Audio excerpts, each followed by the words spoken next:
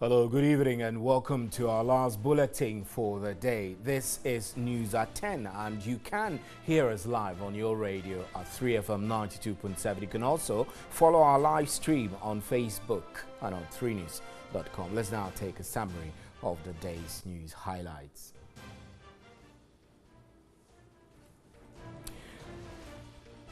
The Economic and Organized Crime Unit, EOCO, has directed the former boss of SNIT, Ernest Thompson, and 4 others to the Attorney General's Department for further probe. They are to be put before court from next week for willfully causing financial loss to the state up to the tune of over $72 million through the purchase of an IT software. Board Chairman of SNIT, Dr. Kwame Adokufo, made the disclosure at a news conference in Accra.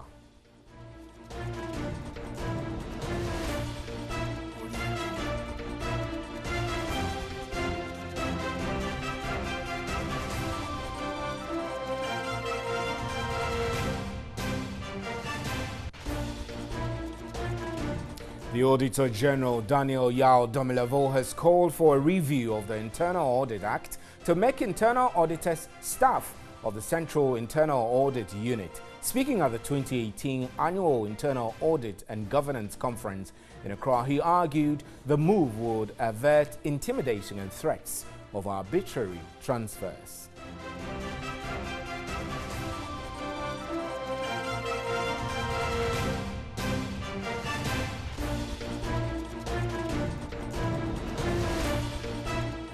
And members of parliament and other high-profile personalities, including police personnel, dominated the number of road traffic offenders cautioned by the Central MTTD in a special operation on the Spinkters Road. Peter Kwao Adato reports the offenders were driving dangerously, facing oncoming traffic or on the shoulders of the road in a bid to avoid a traffic jam.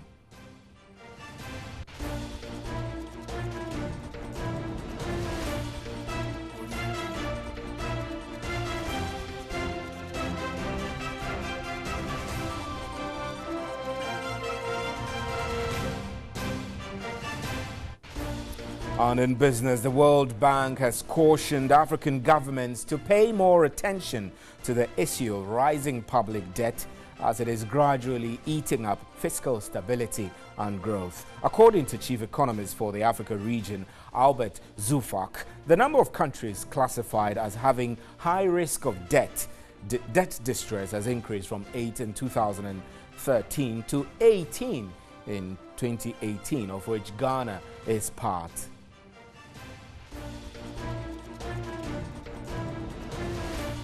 The Ghana Revenue Authority, GRA, Wednesday stormed shops in Accra to enforce the use of excise tax stamps, warning that defaulting goods are liable to seizure.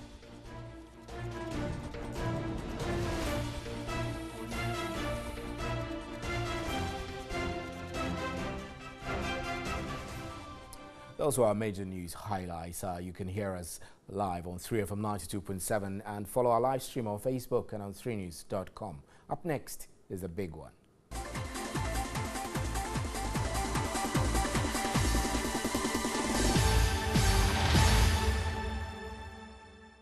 Welcome back. Now, the Auditor General, Daniel Yao Domilevo, has called for a review of the Internal Audit Act to make auditors staff of the Central Internal Audit Unit. Speaking at the 2018 Annual Internal Audit and Governance Conference in Accra, he argued the move would avert intimidation and threats of arbitrary transfers. Daniel Yao Domilevo noted that for an internal auditor to be functional, practitioners ought to be independent in the discharge of their duties, devoid of intimidation and threat of transfer by management, calling for a relook at the Internal Audit Act. A bad management will say, my friend, go and change this. You can't put this on record. If you don't do this, you are moving you from Accra to wherever you don't want to go.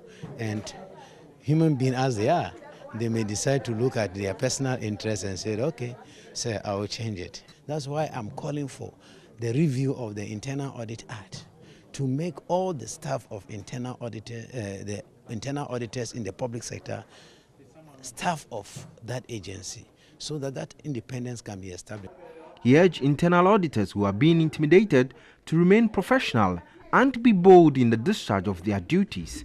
So be professional in the discharge of your work. If you write a report you are asked to edit, especially those of you in the public sector, agree to the editing so that you are not transferred. But send me a copy of the original one. Give me a blank copy. Just give me a blank copy of the original one, and we will not refer to you at all. These days, the ministries will tell you we are doing a lot of special audit. They don't know where it's coming from. When we get that information, we set up a team, we go and do a special audit. And we zoom into the area to find out whether it is true. If it is true, we take it up. Fortunately, we cannot be transferred. A member of the Public Account Committee and MP for Gomua West, Alexander Aban, was outraged at some infractions cited in the Auditor General's report, casting doubt on the efficiency of some internal auditors in public institutions. Does the internal auditor have the power to disallow a transaction and even cause a surcharge on the procurement officer or other relevant person for such suspicious transactions? I think that the attitude of leadership in the various public institutions is what will determine the future growth or deterioration or decline in the fortunes of that institution. Acting Director General of the Internal Audit Agency, Ransford J., stressed the need for the acquisition of knowledge, skills and other competences and called on internal auditors to arm themselves with professional certification and qualification. Another important thing is non-implementation of internal auditors' recommendation. This is also a major concern to the agency. With all the research, with all the commitment, the effort, the energy spent on this, if the internal auditor comes out with recommendations and are not implemented, it becomes a demotivating to the internal auditor. And you can imagine, the next time she will not be able to bring to you your attention key issues. The conference was organized by the Institute of Internal Auditors Ghana, IAA, and was under the theme, Impact of Leadership on Institutional Governance. Let's get on to the telephone lines now. Dr. Eric Odrosai is a technical advisor to the Minister of Local Government and Rural Development. Is joining us now. Thank you very much, Dr. Sai. So the Auditor General, Dr. Daniel Yao Domlevo, is calling for a review of the Internal Audit Act to make auditors staff of the Central Internal Audit Unit. Will this make any difference at all? Thank you very much. I would say yes, it will make a lot of difference. In fact, the Internal Audit Agency Act, the review is long overdue because in 2003, 3 acts were passed. The Financial Administration Act, the Public Procurement Authority Act, and then the Internal Audit Agency Act. The Public Procurement Authority Act and the Financial Administration Act have both been reviewed, except for the Internal Audit Agency Act. Now, the issue he raised, it's very practical. You have an internal auditor working in an organization, he's raised an issue, and that issue goes against his immediate boss.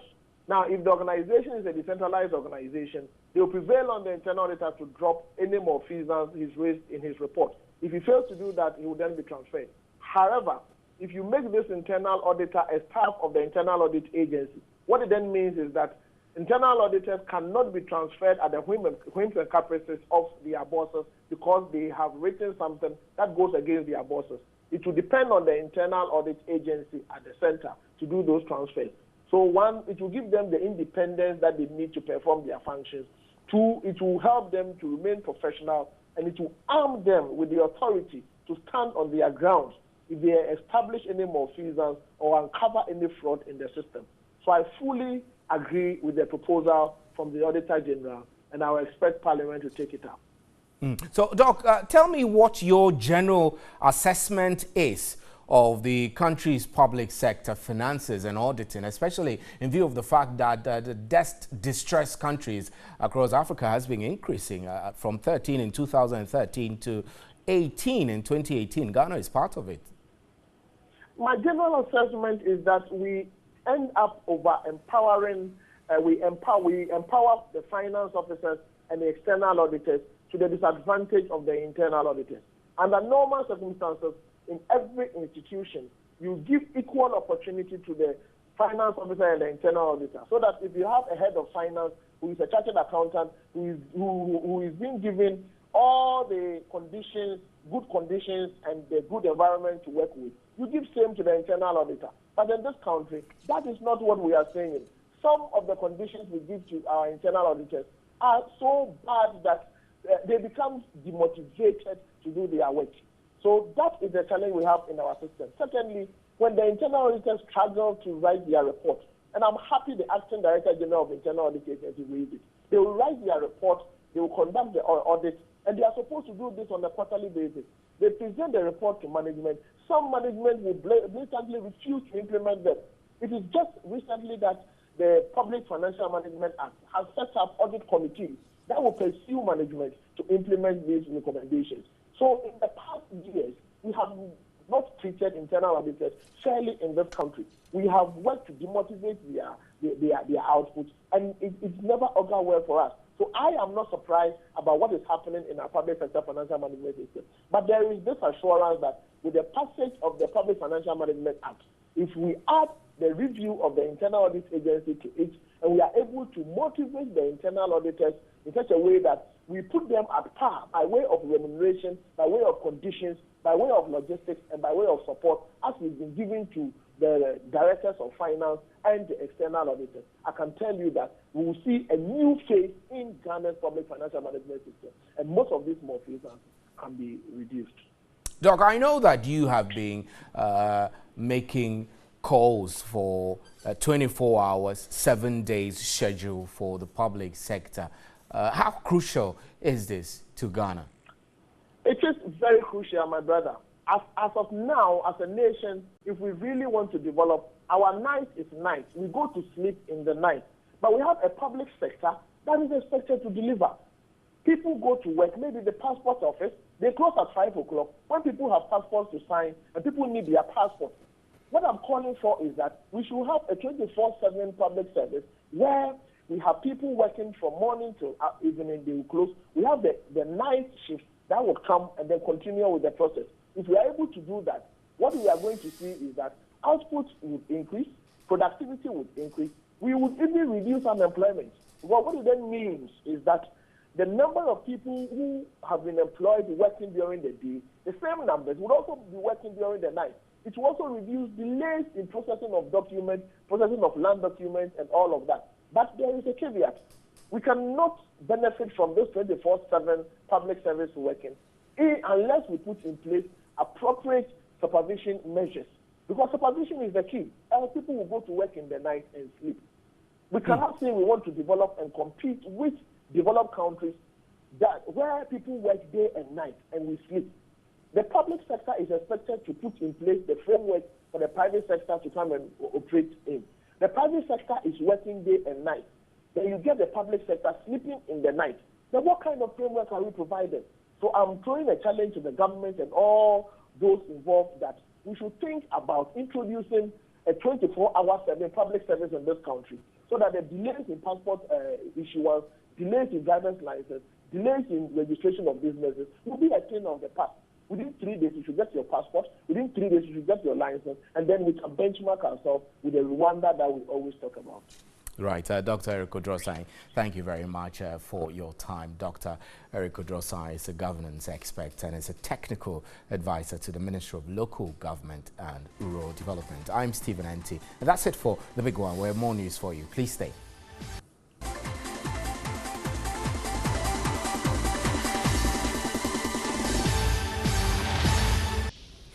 Welcome back. Now, the Economic and Organized Crime Unit, EOCO, has directed former boss of Senate Ernest Thompson and 4 others to the Attorney General's Department for further probe. They are to be put before court from next week for willfully causing financial loss to the state up to the tune of over $72 million through the purchase of an IT software. Board Chairman of Senate, Dr. Kwame Adokufo, made the disclosure at a news conference in Accra.